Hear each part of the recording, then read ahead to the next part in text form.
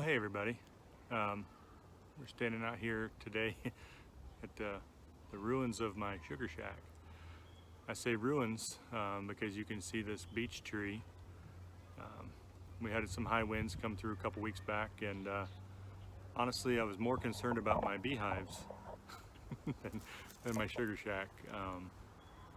The beehives, I put ratchet straps on them and everything turned out okay with them. Came out here to check the day after the high wind just to make sure, and I saw this. To say utter devastation is maybe correct. It's not utter, it sure is pretty significant.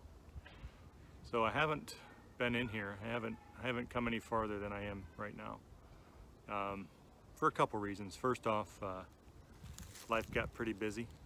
Kids do a lot of sportsing, and I'm involved with some of that, and involved in transportation for some of that too. So, and then work, and then school, and then just family life in general. So the other reason is I wanted to wait to come out here and make this video until I could come at it with the correct frame of mind. This is a setback for sure.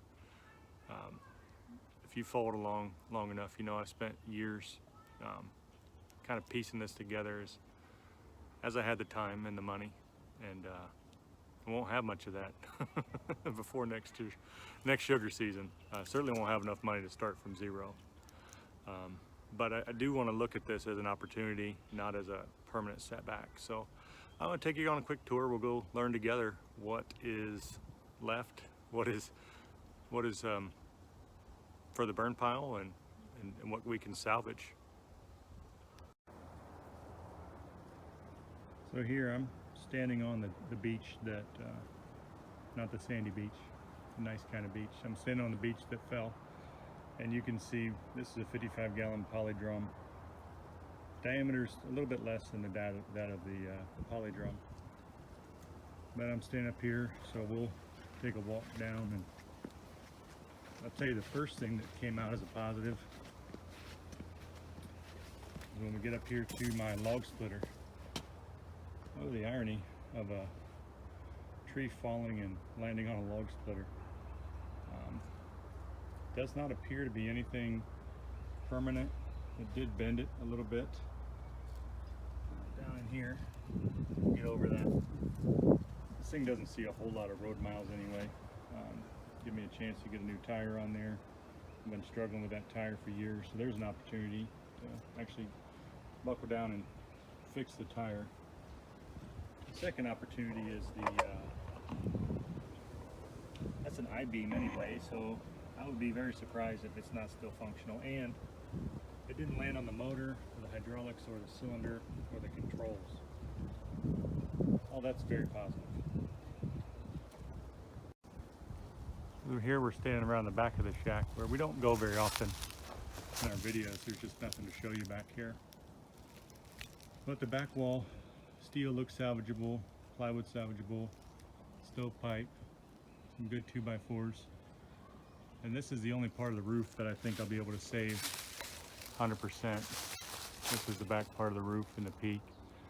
That hole you see up there, that's where the cupola opening is. So we'll see what we can save off that steel. But this looks good. The whole wall, in fact, looks good in the back. More positive here. This is the wall that was featured in a video, how to install the board and batten wall. This was the first wall I put up on the sugar shack. Jacob and I did this, and it looks intact. So as far as the plywood goes, battens are negligible, but as far as the plywood goes, plywood looks good. Got some 2x4s up here, some more rafters. They look salvageable. Stringers, maybe. And again, the base 2x here, will be able to save that.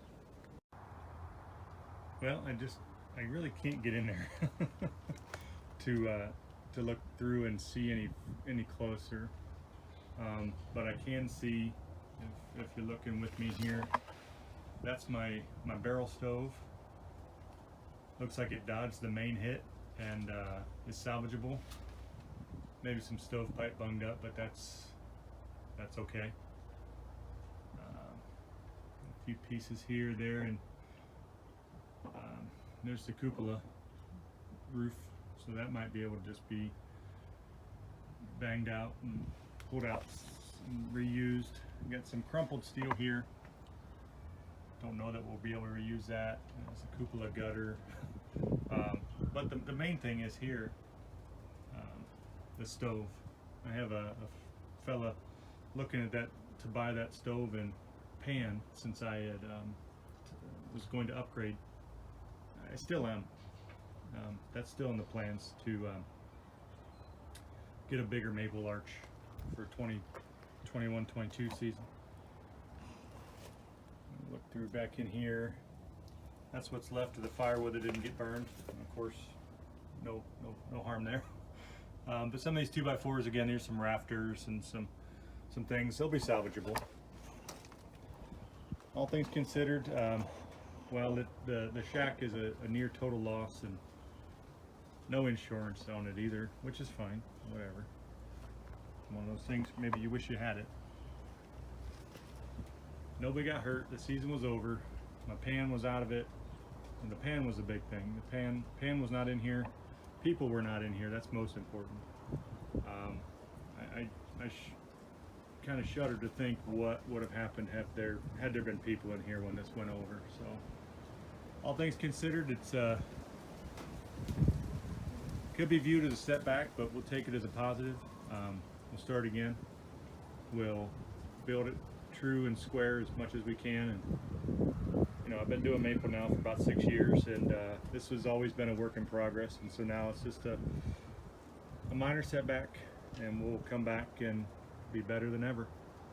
So I hope you found this useful, maybe encouraging, and thanks for watching.